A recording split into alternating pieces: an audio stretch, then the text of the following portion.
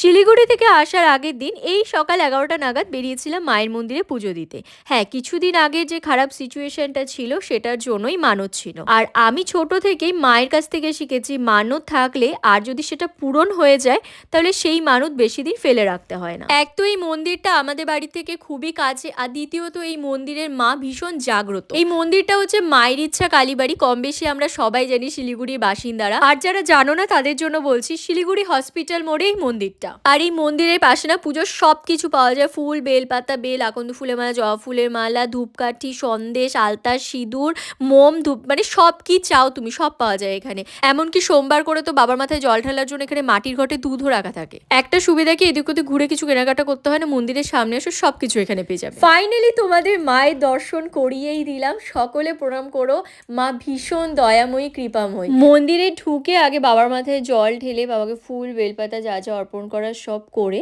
তারপরে আমি বাবার আগে পুজো দিই, তারপর আমি মায়ের পুজো দিই। তোমরা হয়তো ভাবতে পারো স্কন মন্দিরের মধ্য দিয়ে একই ড্রেস পরেছিল, এখানেও কেন একই ড্রেস পরা? যে তাড়াহুড়ার মধ্যে আমরা শিলিগুড়ির ট্রেনটা ধরেছি, যদি দেরি করতাম তাহলে বাবাকে দেখার ভিজিটিং আওয়াজটা আর পেতাম না, কারণ সেই মুহূর্তে বাবা নার্সিং হোমে অ্যাডমিট ছিলেন। হাতের কাছে যে কটা ড্রেস ছিল সেই কটা নিয়েই বেরিয়ে গেছে, আর তোমাদের দাদাভাই তো দোকানের ড্রেস পরেই বেরিয়েছে, মানে এইরকম সিচুয়েশন ছিল, তাহলে বোঝো। আর যে ড্রেসগুলো নিয়ে গেছিলো ওগুলো নার্সিং হোমে পরে যাচ্ছিল, ওগুলো পরে তো মন্দিরে আসা যায় না। এই একটাই ড্রেস যেটা সাইড করে রাখা ছিল, যেটা পরে আমি মন্দিরগুলো ভিজিট করেছি। আমাদের আলিপুরে যখন এতটাও রোদ ছিল না, বা শিলিগুড়িতে বেশ ভালো কড়া রোদ উঠে গেছিল, সেই দিন আমার ডমিনোজের পিৎজার খুব ক্রেভিং হচ্ছিল। দাদা বলছিল ঠিক আছে আমি অর্ডার করে দিচ্ছি। এমন টাইমে হঠাৎ করে আমার বড় বৌদি ফোন করে বলে যে আজকে তোদের রাতের খাওয়া দাওয়া এইখানে, সন্ধ্যাবেলা চলে আসবি। তারপর চলে আসলাম আমরা বৌদির বাড়িতে। এমা, বৌদির বাড়ি করছি কেন, এটা তো দাদার বাড়ি।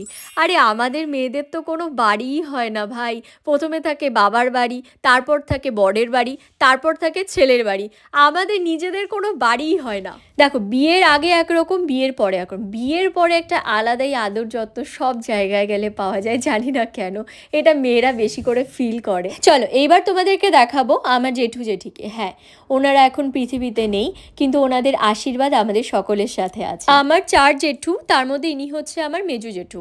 মানে আমার ছোট জেঠুকে তো তোমরা দেখলে আগের ব্লগে, এটা হচ্ছে আমার মেজু জেঠু। তোমরা আমার দাদাকে দেখতে পাচ্ছ না, তার কারণ বিধার মার্কেটের টাইমিং তো জানোই, দোকান বন্ধ হতে হতে 10টা তো বেজেই যায়, বাড়িতে আসতে আসতে 10:30। এছাড়া যদি আরও অনেক কাজ থাকে সেগুলো কমপ্লিট করে আসতে আসতেই কখনো 11টা বেজে যায়। আর শিলিগুড়ির মতো জায়গায় 11টা মানে কোনো ব্যাপারই না, 11:30 কেন 12টাও কোনো ব্যাপার না। বিয়ের আগে না এমনও দিন গেছে রাত্রি 11:30টার সময় আমাদের ফুচকা খাওয়ার ক্রেভিং হয়। আমি, দাদা, বৌদি বাইক নিয়ে বেরিয়ে পড়ি। ঘুরতে ঘুরতে স্কন মন্দিরের ওই সব সাইডে না দাদা ওই জায়গাগুলো খুব ভালো করে চেনে। ফুচকাওয়ালাগুলো ওই রাস্তা দিয়ে পরপর করে যেতে থাকে। স্কন মন্দিরের সাইডে ঠিক এক্স্যাক্টলি কোন জায়গাটা বলতে পারবো না, বাট ওই সব সাইডেই সব ফুচকা লাইনগুলো না সব বাড়ি ফিরতে থাকে। তো কারোর কাছে ফুচকা থাকে, কারোর কাছে থাকে না, কারোর কাছে জল থাকে, কারোর কাছে আলু থাকে না, বাট কোনো না কোনো ফুচকা আমরা প্রায়শই পেয়ে যেতাম, যেটার মধ্যে জলও থাকতো, আলুও থাকতো, ফুচকাও ঠিকঠাক থাকতো। ওই রাস্তার মধ্যেখানে দাঁড়িয়ে আমরা ফুচকা খেয়ে তারপর বাড়িতে আসতাম। শাক পাতা খাওয়া যাবে না। শাক পাতা খাওয়া যাবে, লজিক আছে আমার কাছে। ওটার মধ্যে প্রাণ আছে। আমার কাছে লজিক আছে। আমি বুঝছো, তোমাকে এমন করে বুঝাই দিবে, তোমার মাথা তো ব্রেন ওয়াশ করবে। আমি না আমাদের ভিতরে কম বন্ধ হয়ে গেল। ওই তোমার খাওয়ার ইচ্ছা চলে যাবে। দেখো কি সুন্দর করে সাজিয়ে গুছিয়ে পরিপাটি করে দিয়েছে। এইরকম করে খাওয়ার না একটা আলাদাই আমেজ থাকে। এটা ছিল মাটন কষা, ছিল এগ কষা, ছিল ডাল আর বেগুন ভাজা, তারপরে বাঁধাকপির ঘন্ট, কুলের চাটনি, আবার লাস্টে ছিল রসগোল্লা। এত যত্ন করে ভালোবেসে করেছে রান্নাগুলো, এইটাই আমার কাছে সবচেয়ে বড় পাওয়া। আর বৌদির হাতে না আমি সব সময় বলি একটা আলাদাই জাদু আছে। কেন বলছি এই কথাটা? আজকের থেকে না, বৌদি যখন যেই আইটেমটা করতো, বিয়ের আগের থেকে খেয়ে আসছি, কিছু না কিছু খাওয়ার না আমাদের বাড়িতে পাঠাতো, যেহেতু আমাদের পাশাপাশি বাড়ি, তো প্রচুর কিছু খাওয়া দাওয়া মানে দেওয়া নেওয়া এগুলো হতো। আর বৌদির প্রত্যেকটা আইটেম, বিশেষ করে বৌদির ডাল পুরি, তড়কা, এগুলো জাস্ট মুখে বলছি না আমার যে জিভে জল চলে আসছে। আর আজকের এই সবগুলো রান্নার স্পেশালিটি ছিল মাটনটা, জাস্ট ওয়াও। মানে কিভাবে এক্সপ্লেন করব, এত টেস্টি করছিল রান্নাটা, মানে বিয়েবাড়ির রান্নাও ফেল, আমি এক্সপ্লেন করতে পারবো না। এই যে বৌদি সবসময় আমাকে এভাবে আদর করতো। করবে, একটু চটকাবে, ভালোবাসবে। মানে সত্যি কথা কি বলো তো, অনেক ভাগ্য করলে না এইরকম পরিবার পাওয়া যায় যেটা আমি পেয়েছি। সেটা আমার মা বাবা বলো, আমার নিজের দাদা বৌদি বলো, আমার জ্যাঠতো দাদা বৌদি বলো, আমার রিলেটিভসরা বলো, আমার দিদিরা বলো, মানে অনেক ভাগ্য করলে না এরকম পাওয়া যায় পরিবার। তো যাই হোক, দেখতেই পাচ্ছ এই যে পাশাপাশি বাড়ি, এই একটা বাড়ি আর ওই পাশে দেখো ওর যে হাত দেখাচ্ছে, এইখান থেকে এইটুকু এসে এত খাওয়া দাওয়া এত মজা আমরা করলাম। ঘড়িটা দেখাতে বলে ভালো হতো, এখন ঘড়িতে বাজছে রাত্রি 1:30 যখন আমরা বাড়িতে আসলাম। আর আজকে দেখতে পাচ্ছ ভিডিওটা, এটা হচ্ছে পরের দিন সকালবেলা যখন আমি আলিপুরে রওনা হচ্ছি। 15 দিন শিলিগুড়িতে কাটার পর ফাইনালি আলিপুরে যাচ্ছি। তো এটা আমার কাছে মানে বলতে পারো প্রচুর কষ্টের 15টা দিনের মায়া কুড়িয়েছি। আর তারই মধ্যে কিছু ভালোবাসার মুহূর্তগুলো ক্যামেরা বন্দি করেছি, যেগুলো তোমাদের সাথে আজকে শেয়ার করতে পারছি। বাপের বাড়ির টান, আরেকদিকে শ্বশুর বাড়ির টান, দুটো দিক একসাথে ব্যালেন্স করা সেই সব মেয়েরাই বোঝে যারা বাবা মার থেকে অনেকটা দূরে থাকে।